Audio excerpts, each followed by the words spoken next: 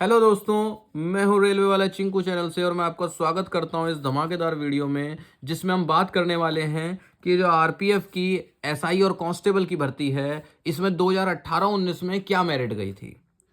ठीक, इसमें जो मेरिट गई थी वो 120 में से गई थी क्योंकि 120 नंबर का पेपर था। अब क्या कर रहे हैं, हम यहाँ पर कुछ रेलवेज को बांट देते हैं। रेलवे की नौकरी है तो रेलवे के हिसाब से निकलेगी।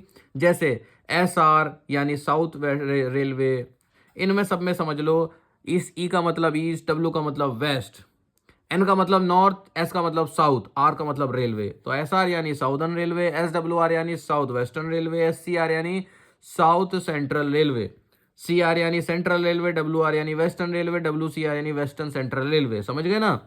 आगे से समझ जाओगे कहीं पर लिखा होगा तो। इन रेलवेज को इन्होंने ग्रुप में बांट लिया है ना, कि इन तीनों ग्रुप, रेलवे का ग्रुप ए बना दिया, उसका एग्जाम एक हो जाएगा। इनका ग्रुप बी बना दिया, उसका एग्जाम दूसरा हो जाएगा।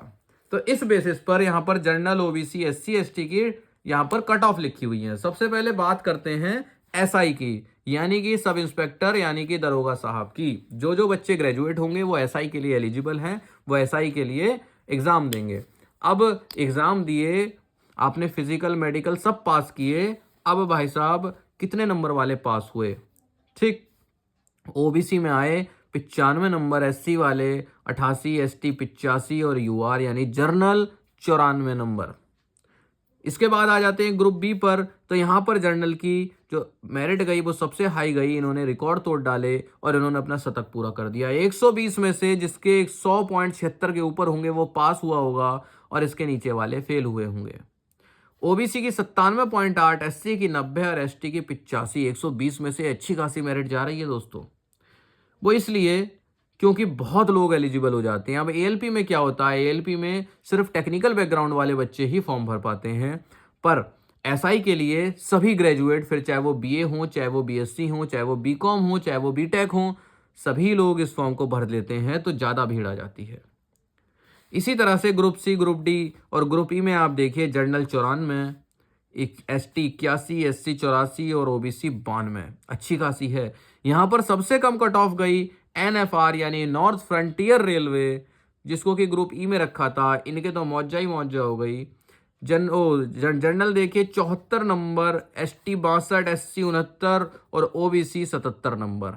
आपने एक चीज यहाँ पर नोटिस करी कि कई जगह पर ओबीसी की कट ऑफ जनरल के बराबर या उसके ऊपर है।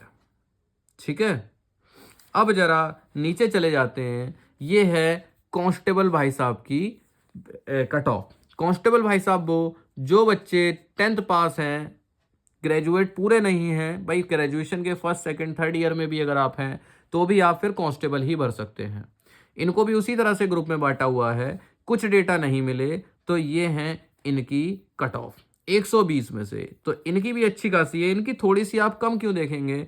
वो इसलिए क्योंकि ये 10th लेवल का एग्जाम है दोस्तों, वो ग्रेजुएट लेवल का एग्जाम है, उसमें ज़्यादा तगड़ा कंपटीशन चल रहा है। इसमें बच्चे ग्रेजुएट नहीं हुए हैं। अब जब वो ग्रेजुएट नहीं हुए हैं तो क्या होगा? तो अभी तक उन्होंने कोचिंग वगैरह बहुत कम की होंगी, उन्होंने कॉम्पिटिटिव एग्जाम की तैयारी बहुत कम की होगी। पर जो ऊपर हैं वो ग्रेजुएट हैं। क्या पता कोई 1 साल पहले ग्रेजुएट हुआ हो, 2, 3, 4, क्या पता वो बहुत सालों से तैयारी कर रहा हो, इसलिए उन्होंने देखा, अपने देखा कि मेरिट जो है वो बहुत अच्छी खासी गई। फिलहाल यहाँ पर भी कम नहीं है। ये जो ग्रुप डी देखो, group D NR, NER, NWR वाला जर्नल की 117 नंबर कट ऑफ।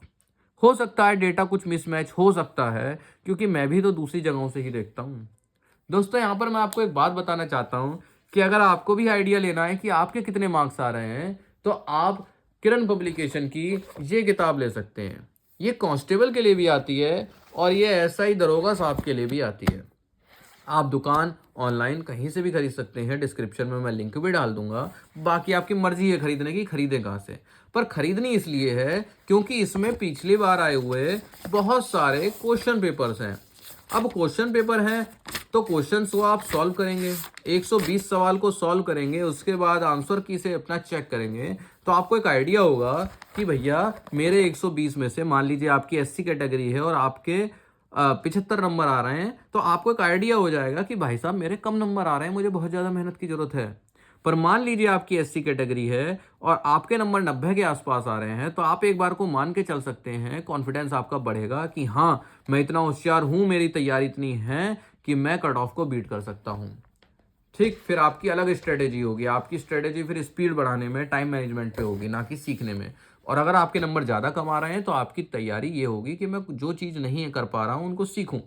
इसी तरह से एसआई का पेपर आता है, ठीक है। और यहाँ पर देखिए कि ये भी लिखा है RPSF, railway protection special force, यहीं पर पोस्ट है आरपीएसएफ की, जिसको ग्रुप एफ में रखा था।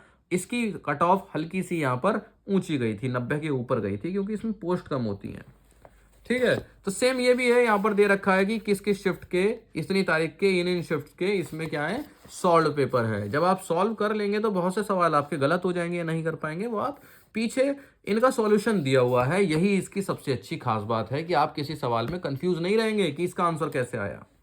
तो आरपीएसएफ भी बताया मैंने आपको, रेलवे प्रोटेक्शन स्पेशल फोर्स, इनका थोड़ा सा अनशेड्यूल मामला होता है। इनका क्या होता है, आरपीएफ में एसआई का और कांस्टेबल का, इनका शेड्यूल होता है कि भाई साहब आपको 8 घंटे नौकरी करनी है, इस स्टेशन पर आपकी ड्यूटी रहेगी, जो कि अगले 4-5 साल तक बनी रहेगी।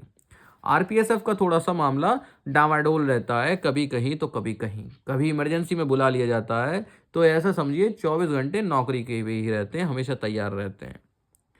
आपने एक चीज़ नोटिस करी कि 120 में से मेरिट जो है वो अच्छी खासी गई।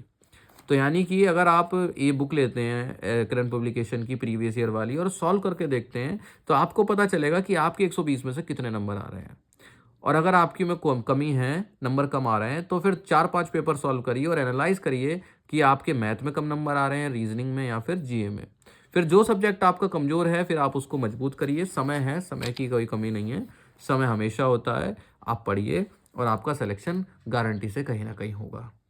उम्मीद करता हूँ ये कट ऑफ वाली वीडियोस जो भी आप लोग सर्च करके आए होंगे, देख रहे होंगे, उनके लिए किसी ना किसी प्रकार से हेल्पफुल होगी, ठीक है। तो जो भी आपके अगर अभी कोई कन्फ्यूज़न बच गया हो, तो आप मुझे वीडियो के एंड में कमेंट कर सकते हैं। सभी का जवाब देने की पूरी कोशिश की जाएगी। धन्यवाद।